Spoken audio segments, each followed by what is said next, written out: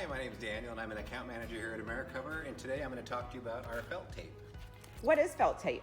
Can you describe the product? Absolutely. Felt tape is a felt material. It is made in an 1.5 inch wide by 50 feet long, and it's a 1/4 inch thick. How is felt tape used?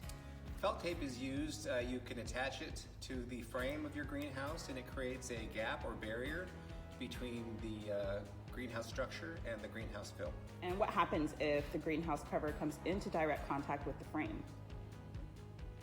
Felt tape is very important to use because if your cover comes in contact with your greenhouse frame, degradation can occur. Oftentimes greenhouses are constructed either from metal or PVC, and when the metal heats up in the summer and or if there's off-gassing from the PVC, that is going to damage or degrade your cover and it's going to cut the life. What sizes are available for felt tape? Felt tape we sell in a 1.5 inch wide by 50 feet long, and it's a 1/4 inch thick.